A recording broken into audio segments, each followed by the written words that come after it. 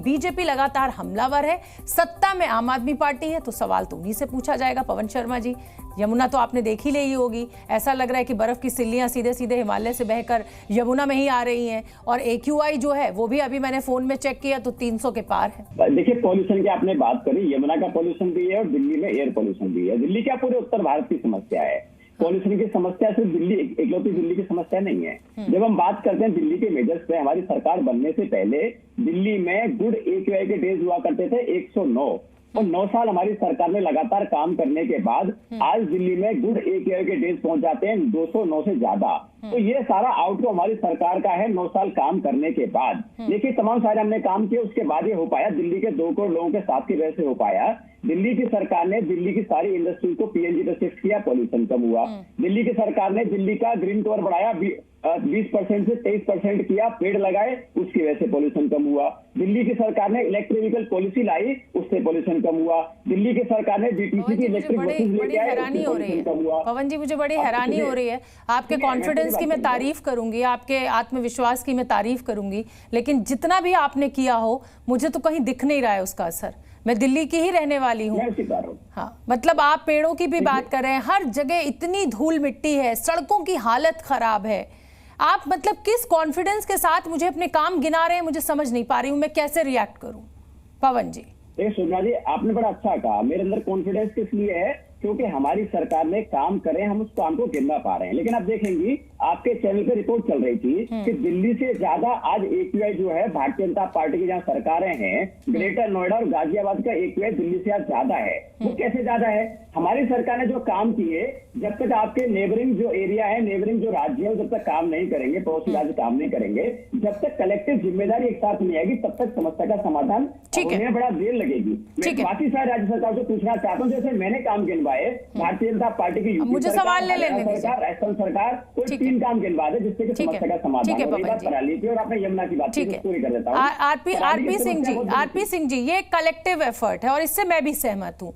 चाहे हरियाणा की हम बात कर लें, पंजाब में जो पराली और हरियाणा की पराली की समस्या है उसकी बात कर लें, उत्तर प्रदेश की बात कर लें, कुल मिलाकर अगर सभी सरकारें एक सामंजस्य के साथ काम करेंगी तभी तो नागरिकों को जो है वो इस पोल्यूशन से राहत मिलेगी। सिर्फ दिल्ली की समस्या नहीं है, ये उत्तर प्रदेश में नोएडा की भी भीषण समस्या है।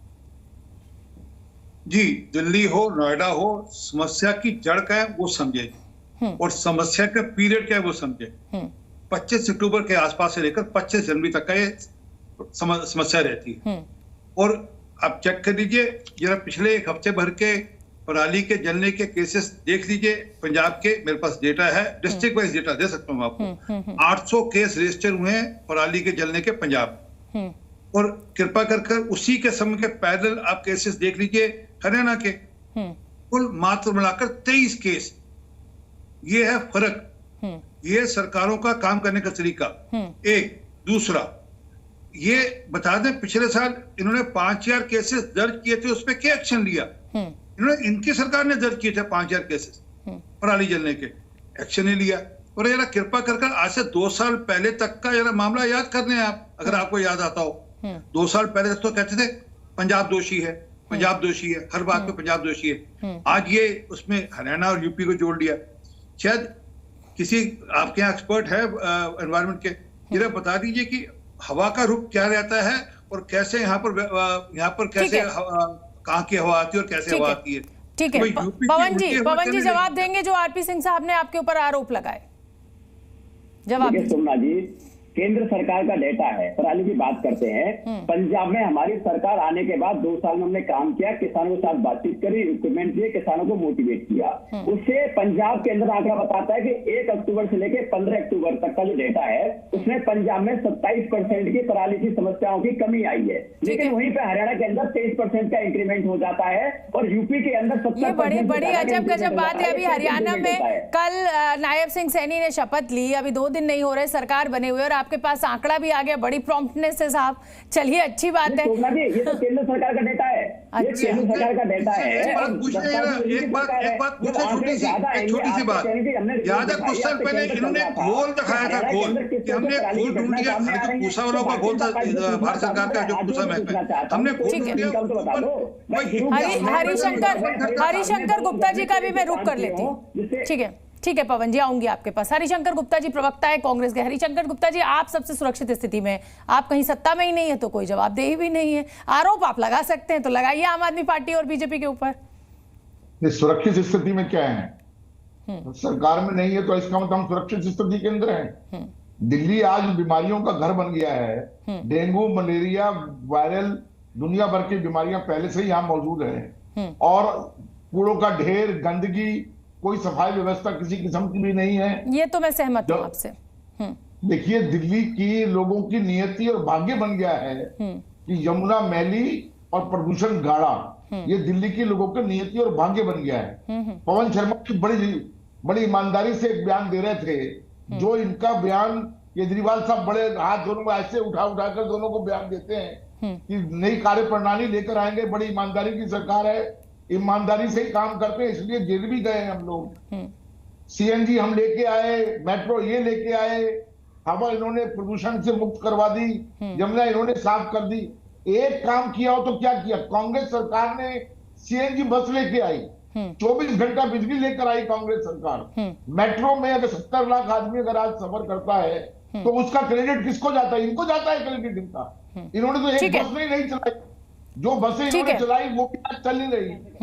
इलेक्ट्रिक बसें आम आदमी पार्टी भी लेकर आई है, लेकिन चलिए इस पर भी हम चर्चा को आगे बढ़ाएंगे। लेकिन आनंद आर्य पर्यावरणविद है हमारे साथ। गलत है, आप गलत बयानी बात नहीं, एक मिनट चाहिए। नहीं, आप करेक्ट कर दीजिए, आप करेक्ट कर दीजिए सर। मेरा चैलेंज है, वो 1373 बसें मोदी जी ने सेंट्रल गवर्नमेंट ने दी और सब सिटीज को दी हैं, अलग अलग सिटीज को। पूछिएगा केंद्र क्या सरकार की मोदी जी बसें ने बोले हैं कि सारी बसें मेरा दिल्ली में केंद्र सरकार देंगे, कर ले एक परफॉर्मेंस जो दिल्ली सरकार ने एक बार जोड़ी हो पिछले 10 साल में। कर रहे हैं आरपी सिंह जी? 5,256 बसें हैं कुल मिलाकर दिल्ली के अंदर। भाई आरपी सिंह जी, 15,000 बसें लास्ट माइल कनेक्टिविटी के नाम पे जीरो आज मुझे अपने घर से अगर मेट्रो स्टेशन जाना हो तो कोई वाहन नहीं है, साधन नहीं है। एक एक कर बोलिए ना, एक एक कर बोलिए। पवन जी, पहले आरपी सिंह साहब को अपनी बात पूरी कर लेने दीजिए, फिर आप जवाब दे दीजिएगा। आनंद आर्य जी बड़ी तसल्ली के साथ आप सभी राजनेताओं को सुन रहे हैं, उसके बाद वो बताएंगे कि आपने क्या क्या किया और जिसका खामियाजा हम सब भुगत रहे हैं।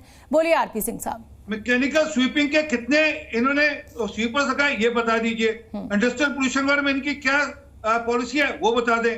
क्या इन्होंने कोई ट्री ऑडिट किया? क्या पेड़ लगाए और पेड़ लगाकर उसका कोई ऑडिट किया? उसकी ऑडिट रिपोर्ट दिखा दें। अभी आपकी डिबेट लंबी चलेगी, मैं अपेक्षा करूंगा कि आपकी डिबेट से पहले ऑडिट रिपोर्ट मंगवाकर आपको भेज दें ताकि आप साक्ष्य करते हैं उसको।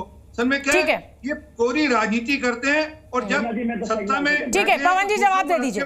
ठीक है पवन जी, जवाब दीजिए। देखिए, दिल्ली की स्थिति तो बेहद खराब है। अब वो चाहे मुख्यमंत्री, आपके पूर्व मुख्यमंत्री अरविंद केजरीवाल के जेल की वजह से हो, आपके तमाम बड़े नेताओं के जेल में रहने की वजह से हो, जो भी वजह हो, दिल्ली जो है वो एकदम कूड़े का ढेर बन गई है। और आज शीला दीक्षित की दिल्ली हमें जरूर याद आती है, ये मुझे कहना पड़ेगा, क्योंकि मैं पिछले 25-30 सालों से दिल्ली में हूं और मुझे वो शीला दीक्षित की साफ दिल्ली जरूर याद आती है। पवन जी, मेरा बचपन जो दिल्ली में बीता है सारा।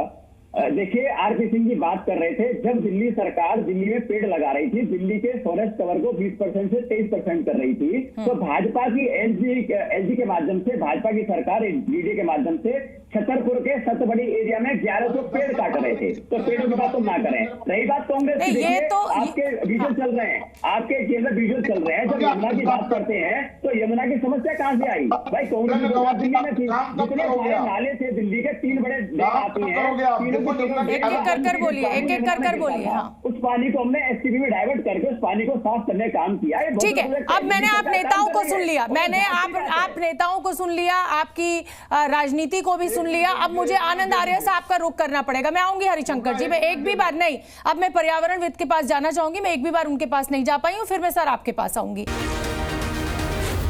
जी न्यूज़।